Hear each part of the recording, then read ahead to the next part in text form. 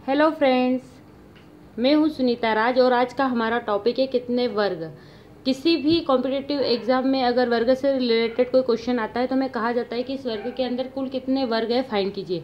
तो उन वर्गों को काउंट करने की एक इजी ट्रिक मैं आज आप सब लोगों के साथ शेयर करने जा रही हूँ। तो चलिए देखिए, यहाँ पर हम इजी टू डिफिकल्ट की ओर बढ़ेंगे। इसका मतलब हम पहले इजी वाले वर्ग देखेंगे, उसके बाद हम डिफिकल्ट वर्ग की ओर आगे बढ़ेंगे। तो हमारा जैसे ये वर्ग दिया हुआ है और हमें फाइंड करना है कि इस वर्ग के अंदर कुल कितने स्क्वायर है। तो उसको हम इजी वे में कैसे फाइंड करेंगे, चलिए देखिए। सबसे पहले हम इसको, ये तो इजी है तो हम लोग इसको ऐसे ही गिनकर बता देंगे कि ये पहला वर्ग हो गया है, ये दूसरा वर्ग हो गया है, ये तीसरा वर्ग हो गया और ये चौथा वर्ग हो गया और ये पूरा पांचवा वर्ग हो गया। इसका मतलब है कि इसमें कुल 5 स्क्वायर है। अब ये तो इजी है तो हम लोगों ने काउंट कर लिया है। अब इनको काउंट, अब मैं यहाँ पर कौन सी ट्रिक लगाएंगे तो मैं आपको वो बता देती हूँ। देखिए, हम सबसे पहले इसको काउंट कर लेंगे। तो ये है कॉलम, कॉलम को काउंट कर लेंगे, 1 कॉलम और 2 कॉलम। अब ये है रो, तो अब ये रो को कॉलम करेंगे तो ये 1 रो और ये 2 रो।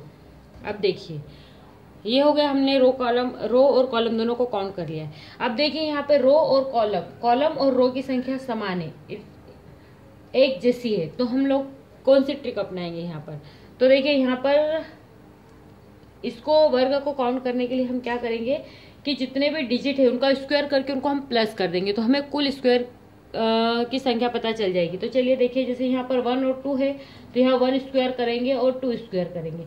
1 स्क्वायर हो जाएगा 1, 2 स्क्वायर हो जाएगा 4, इनको काउंट करेंगे तो आ जाएगा 5। तो देखिए यहाँ पर हमें कुल 5 स्क्वायर मिल रहे हैं। अब जैसे अगला स्क्वायर हम देखते हैं।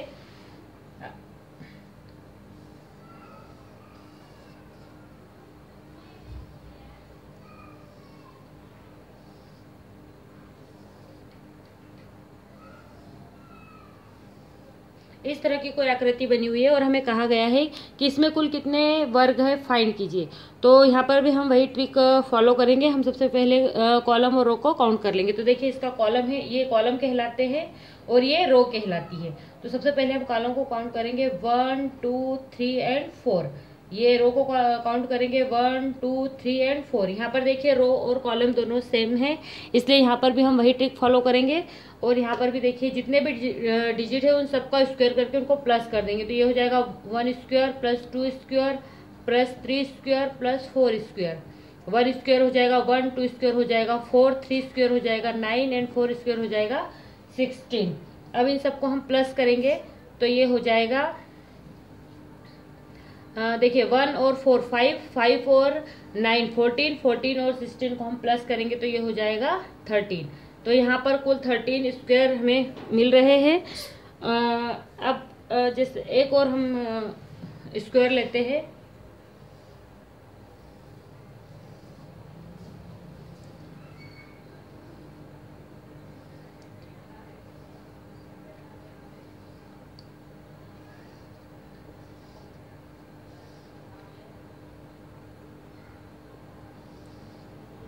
अब देखिए, ये एक स्क्वायर दिया हुआ है और हमें कहा गया है कि इन स्क्वायर में हमें कुल कितने स्क्वायर है फाइंड कीजिए। तो यहाँ पर भी हम वही प्रोसेस फॉलो करेंगे। यहाँ सबसे पहले हम रो को कॉलम को काउंट कर लेंगे 1, 2, 3, 4, 5। ये हो जाएगा 1, 2, 3, 4 और 5। देखिए यहाँ पर भी रो और कॉलम दोनों सेम है, इसलिए यहाँ पर भी हम वही प्रोसेस अप्लाई करेंगे। यहाँ पर भी जितने भी डिजिट है उन सबका स्क्वायर करके उनको प्लस कर देंगे। तो ये हो जाएगा 1 square plus 2 square plus 3 square plus 4 square और प्लस 5 स्क्वायर। 1 स्क्वायर हो जाएगा 1, 2 स्क्वायर हो जाएगा 4, 3 स्क्वायर हो जाएगा 9, 4 स्क्वायर हो जाएगा 16 और 5 स्क्वायर हो जाएगा 25। और इन सबको हम काउंट करेंगे तो यह आ जाएगा 55। तो ये वाले स्क्वायर में कुल 55 स्क्वायर हमें मिलेंगे। अब हम लोग ये तो हमने वो वाले एग्जांपल देखे जिसमें रो और कॉलम सेम है। मतलब यहाँ पे देखिए 4 रो है और 4 कॉलम भी है। यहाँ पर भी देखिए 5 कॉलम है 5 रो है। यहाँ पर भी देखिए 2 कॉलम है 2 रो है। अब कभी कभी ऐसा होता है कि रो और कॉलम डिफरेंट होते हैं, तो उसमें हम किस तरह से फाइंड करेंगे, चलिए देखते हैं। अब देखिए, यहाँ पर जो एग्जाम्पल दिए हुए हैं इसमें रो और कॉलम अलग अलग हैं। तो अब इनको हम किस तरह से इसमें स्क्वायर को फाइंड करेंगे, चलिए देखिए। यहाँ पर देखिए, यहाँ पर भी हम इसको कॉलम को पहले काउंट कर देंगे 1 2 3 4 5 एंड 6।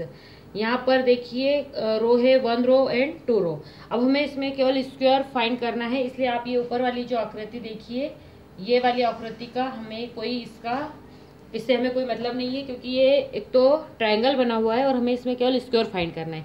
तो कुछ समय के लिए हम अगर ये वाली आकृति को छोड़ देते हैं तो हमें केवल रो और कॉलम पर ही ध्यान देना है। तो देखिए यहाँ पर हमने इनके पहले वाले एग्जाम्पल में रो एंड कॉलम की संख्या वो सेम थी, यहाँ पर डिफरेंट है। तो डिफरेंट में हम किस तरह से फाइंड करेंगे, चलिए वो देखते हैं। तो ये देखिए m इंटू n के फॉर्म में है ये, तो हम यहाँ पर ये कॉलम है इसको m मान लेंगे और जो रो है उसको n मान लेंगे।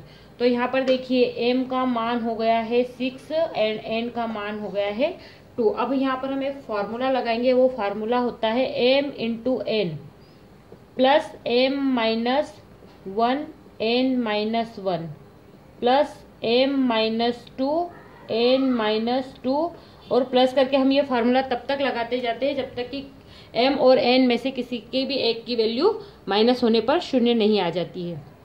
अब चलिए देखिए, यहाँ पर हम m का मान रखेंगे। m का मान हो गया है 6, n का मान हो गया है 2 प्लस m माइनस 1, यहाँ हो जाएगा 6 माइनस 1 और यहाँ पर हो जाएगा 2 माइनस 1। अब प्लस देखिए यहाँ पर 6 माइनस 2 हो जाएगा और यहाँ पर हो जाएगा 2 माइनस 2। अब यहाँ पर देखिए ये 2 माइनस 2 हो जाएगा 0, इसके कारण ये पूरी वैल्यू है वो आपस में भी क्या हो जाएगी 0। अब हम इसको सॉल्व करते हैं। 6 2 जा 12 प्लस 6 में से 1 जाएगा तो हो जाएगा 5 और 2 में से 1 जाएगा तो 1। अब यहाँ पर हम इसको जोड़ेंगे तो ये हो जाएगा देखिए 12 प्लस 5 इक्वल टू हो जाएगा 17। तो यहाँ पर हमें कुल 17 स्क्वायर मिलेंगे। अब ये सेकंड वाला एग्जांपल हम देकर देखते हैं। यहाँ पर भी हम रो और कॉलम को काउंट कर लेंगे। तो ये देखिए ये हो गया 1 2 3 4 एंड 5। अब रो हो गई है 1 2 एंड 3। यहाँ पर भी देखिए m की वैल्यू है 5 और n की वैल्यू है 3। अब यहाँ पर भी हम वही वाला फार्मूला लगाएंगे। तो देखिए फार्मूला क्या है, m into n plus m minus 1 n minus 1 plus m minus 2 n minus 2, और यहाँ प्लस लगाएंगे फिर हो जाएगा m माइनस 3 और n माइनस 3। इस तरह से हम लगाते हुए जाएंगे जब तक कि किस m और n में से किसी की भी वैल्यू शून्य नहीं हो जाती है। अब देखिए यहाँ पर m की वैल्यू है 5 और n की है 3 प्लस m यानी 5 माइनस 1, यहाँ हो जाएगा 3 माइनस 1 प्लस m देखिए 5 माइनस 2 और यहाँ हो जाएगा 3 माइनस 2 प्लस m माइनस 3 मतलब 5 माइनस 3 और n का हो जाएगा 3 माइनस 3। अब ये देखिए 3 माइनस 3 0 हो गया, इसका मतलब है कि ये पूरी वैल्यू क्या हो जाएगी 0। अब हमें केवल यहाँ से लगाकर यहाँ तक इसको सॉल्व करना है। अब हम इसको सॉल्व कर देखते हैं। देखो 5 3 जा 15 प्लस 5 में से 1 जाएगा तो 4 और 3 में से 1 जाएगा तो 2। अब यहाँ 5 में से 2 जाएगा तो 3 और 3 में से 2 जाएगा तो 1, और बाद में तो हमें 0 मिल ही रहा है। अब चलिए इसको सॉल्व करते हैं। 15 प्लस 4 2 जा 8 प्लस 3। अब इसको हम प्लस करेंगे तो 15 और 8 और 3 को हम सम करेंगे तो ये हो जाएगा 26। तो यहाँ पर इसको सॉल्व करने पर हमें कुल 26 स्क्वायर मिलेंगे। तो देखिए कितनी आसानी से, तो यहाँ पर देखिए कितनी आसानी से हम लोगों ने इसको फाइंड कर लिया है। 15 8 और 3 को काउंट किया तो 26 आया। तो देखिए कितनी आसानी से हमने यहाँ पर स्क्वायर को फाइंड कर लिया है। अब मैं उम्मीद करती हूँ कि आप लोगों को मेरे ये वीडियो पसंद आया होगा। अगर आपको ये वीडियो पसंद आया है तो प्लीज़ इसे लाइक कीजिए, शेयर कीजिए और मेरे इस चैनल को सब्सक्राइब कीजिए। साथ ही इसके सब्सक्राइब बटन के पास एक बेल आइकॉन होता है, उसे भी टच कीजिए ताकि मेरे आने वाले नए वीडियो के नोटिफिकेशन आप तक मिलते रहे। और आपने मुझे इतना समय दिया इसके लिए थैंक यू वेरी मच।